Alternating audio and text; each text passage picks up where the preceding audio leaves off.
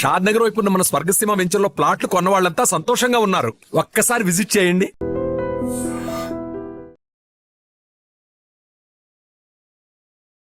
Interview చేయడం నిజంగా నేను చాలా ఆనందంగా, ఇది నాకు దక్కిన భాగ్యంగా భావిస్తున్నాను సార్. Thank you. సార్, అతడు అంటే 20 సంవత్సరాల క్రితం రిలీజ్ అయిన సినిమా, ఒక 1000కి పైగా టీవీలో టెలికాస్ట్ అయిన మూవీ.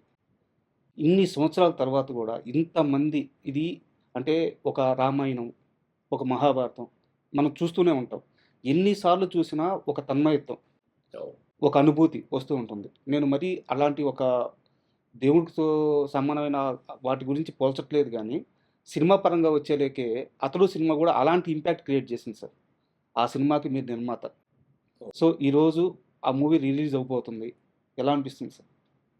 చాలా సంతోషంగా ఉంది సార్. ఎందుకంటే 20 ఏళ్ల క్రితం రిలీజ్ అయిన ఒక సంచలనం సృష్టించింది అప్పుడే. సార్, మహేష్ బాబు సినిమాల్లో one of the best film కింద చాలామంది చెప్తారు ఈ cinema. Sir, especially Mahesh Babu range పెరిగింది ఇక్కడి నుంచి. ఎగ్జాక్ట్లీ. ఇది దీని కంటిన్యూషన్ ఇమీడియట్గా అతని తర్వాత పోకిరి పడి అసలు తర్వాత పోకిరి. దీనికి వచ్చిన దీని సక్సెస్ దాని అడ్వాంటేజ్ వచ్చింది సార్. పోకిరికి.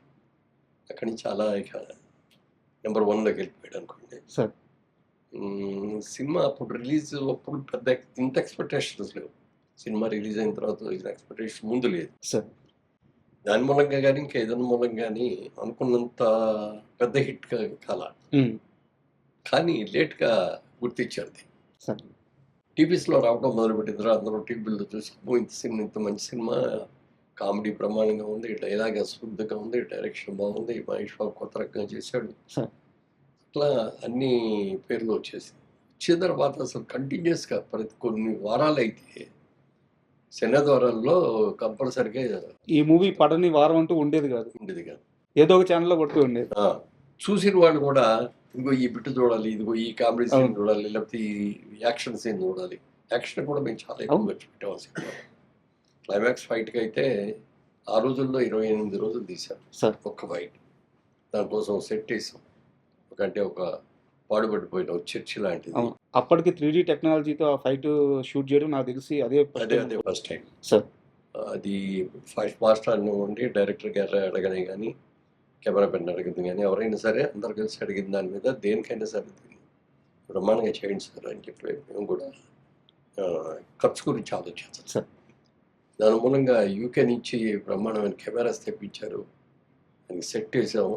చాలా చూసిన వాళ్ళందరూ మాత్రం ఇది ఫైట్ వరకు ఇంగ్లీష్ పిక్చర్ లాగా ఉందండి, ఇంటర్నేషనల్ స్టాండర్డ్స్లో ఉంది అని చెప్పి మెచ్చుకోవడం జరిగింది. సార్, మామూలుగా మురళీమోహన్ గారి కెరీర్ విషయం మీరు ఎప్పుడైనా సరే మీ ప్రయాణం గురించి, మీ ప్రస్థానం గురించి మాట్లాడేటప్పుడు అదేదో సరదాగా అలా జరిగిపోయింది, సరదాగా సినిమాల్లోకి వచ్చేసాను, సరదాగా బిజినెస్లోకి వచ్చేసాను ఇలా చెప్తూ ఉంటారు. బట్ రియాలిటీ ఏంటంటే మీరు చుట్టూ ఉండే పరిసరాలని చాలా జాగ్రత్తగా పరిశీలిస్తారు.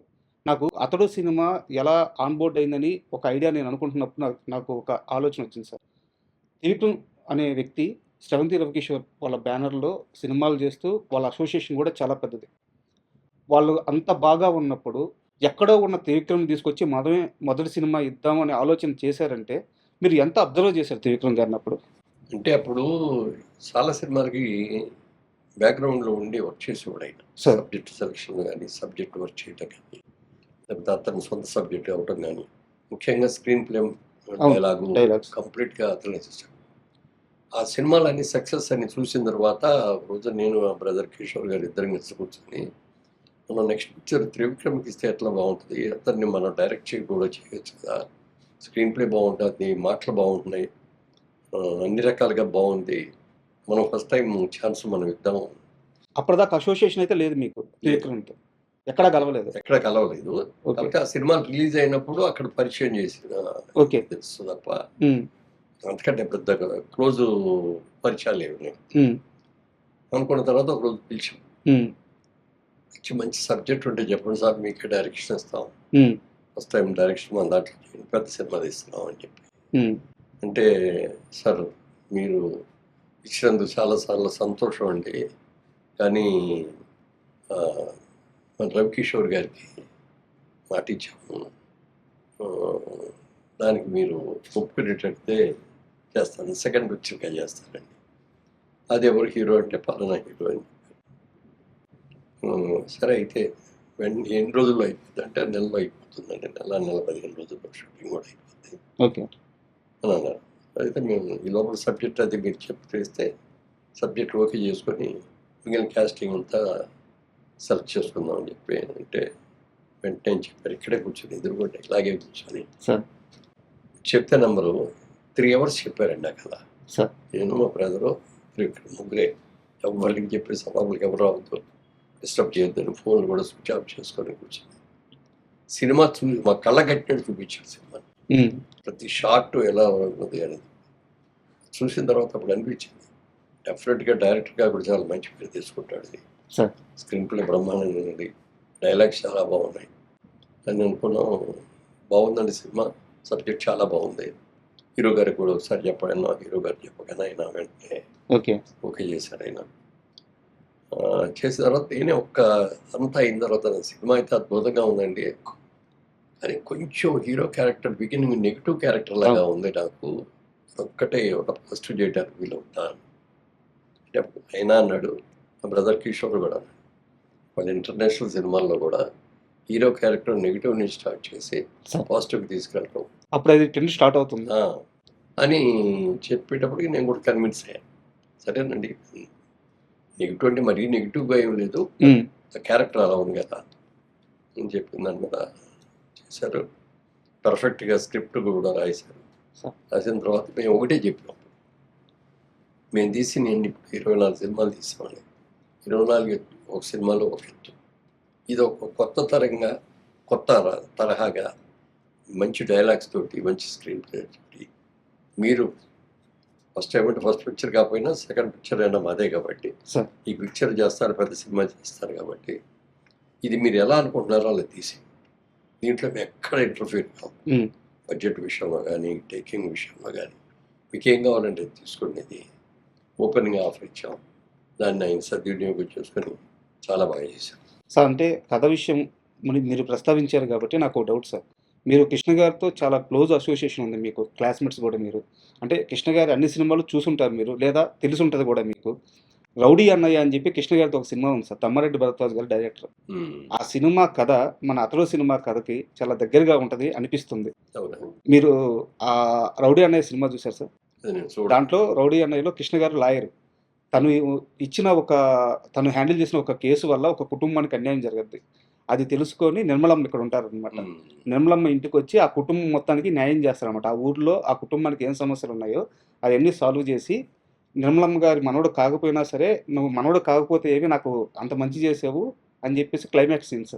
సేమ్ మన అతడిలో కూడా తన వల్ల ఆ కుటుంబానికి నష్టం జరగదు కాబట్టి ఇంగ్లీష్ పిక్చర్స్ సార్ వాళ్ళు ఒక దగ్గర ట్రీట్ చేసుకుంటారు, ఈయన ఒక దగ్గర ట్రీట్ చేస్తుంటారు సార్. బట్ థ్రెడ్ మాత్రం ఒక ఇంగ్లీష్ పిక్చర్ నావెల్లో దాన్ని బేస్ చేసుకుని సార్. అండ్ ఇప్పుడు ఈ రిలీజ్ విషయానికి వస్తే నిన్న ప్రెస్ మీట్ జరిగింది సార్, మనకి 2 days బ్యాక్ ప్రెస్ మీట్ జరిగింది. ఆ ప్రెస్ మీట్లో కూడా మాట్లాడుతూ ఈ సినిమాకి వచ్చే కలెక్షన్ కానీ ఏదైతే రెవెన్యూ ఉందో అదంతా కూడా మహేష్ బాబు ఫౌండేషన్కి వెళ్తుంది అని చెప్పేసి చెప్పారనమాట. మీరు నిర్మాత, సో ఇక్కడ వచ్చే రెవెన్యూ అటు పంపించడానికి కారణం ఏంటి సార్? కారణం ఏమీ లేదు, దీని మీద మేము ఏదో లాభం వస్తుంది అనేది ఎక్స్పెక్ట్ చేయట్లేదు. ఇది సినిమా బాగుంటుంది, డెఫినెట్గా బాగా సక్సెస్ అవ్వాలి. మేజర్గా ఇది దాదాపు 2 సంవత్సరాల నుంచి అడుగుతున్నారు, రీరిలీజ్ చేస్తూ ఉంటే అదండి ఇదండి మీరు ఇవ్వాలండి, మాకు అవుట్లెట్ ఇచ్చేయండి, మేము కొనుక్కొని మేము చేస్తాం. ఇది చాలా ఆఫర్లు వచ్చినాయి. తర్వాత చూద్దాం అంటే ఈ 2 ఏళ్ళు ఇట్లా పొలం చేసుకుంటూ వచ్చాం. తర్వాత ఇప్పుడు ప్రసన్న చేస్తున్న వాటి వీళ్ళందరూ కూడా మంచి ఉత్సాహవంతులు యువకులు, ఆల్రెడీ కొన్ని సినిమాలు తీసి సక్సెస్ఫుల్గా అన్నారు, చరిత్ర కూడా బాగుంది.